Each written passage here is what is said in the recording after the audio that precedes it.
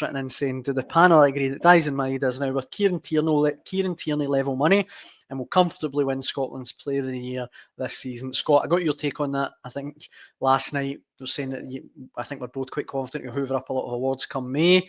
But Swanee, Kieran Tierney like money. Is that the bracket that Daizen Maeda is now falling into? Well, yes, to be perfectly honest with you. Yeah, great.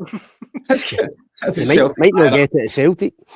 No, but this guy has just become a phenomenon for Celtic. I mean, just think, listen, we've kind of we've all watched his kind of evolution, if you like, since he got to Celtic. You know, this hard running, but a bit rash, and you know the amount of times he would get to the byline and shank it over the crossbar. Or, you know, a bit, you know, no composure in front of goal, but you know, you're willing to put up with those rough edges because of the work rate that he did for the team. It's now just a complete package.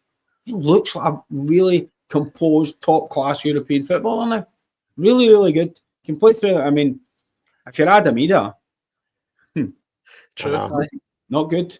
Waited a long time to emerge from the shadow of Kyogo, and then Daizen Maeda walks in there and basically just shows him how it's done.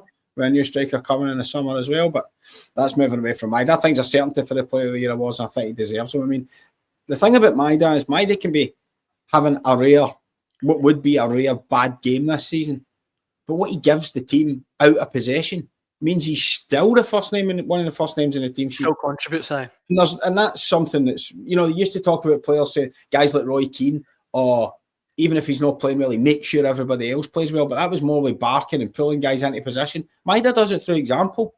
He just works and works and works and works. And it's incredible to see him do it. You know, I know we've talked about it long and loud, but to have that sort of work ethic, but now adding composed finishing, an ability to play in two positions, and also final ball all the time now as well.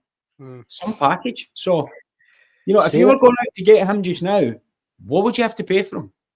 What wages would you have to pay him? That's a question you've got to ask yourself when Celtic come back. You know what you're saying, what he's worth. But is it? It must be Kieran Tierney level money. You must be talking 25 million upwards, surely.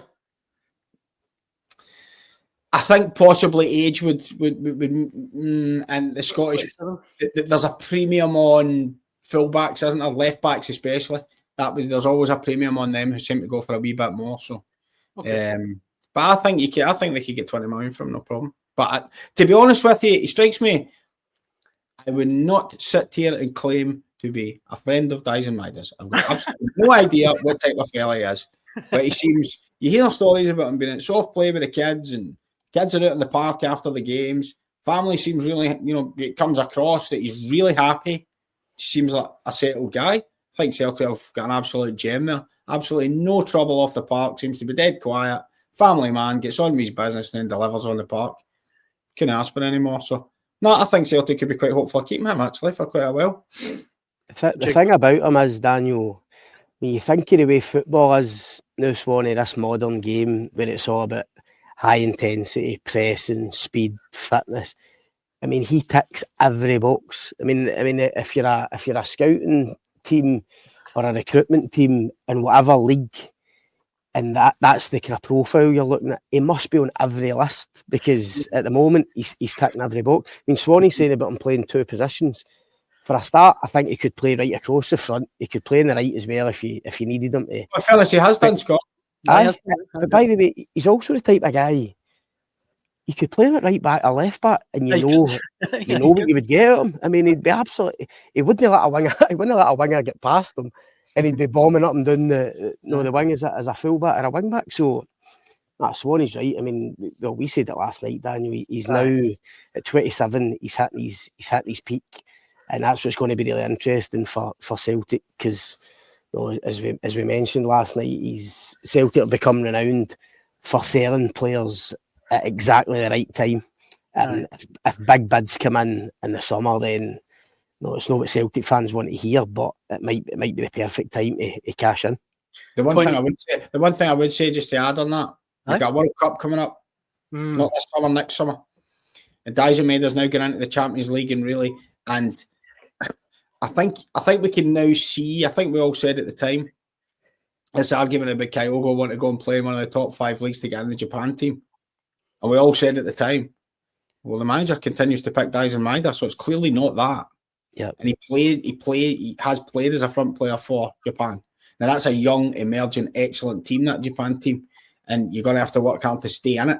But if you're talking about his peak years, another season scoring 25, 30 goals at Celtic and playing in the Champions League takes him right into a World Cup when he's absolutely at his peak.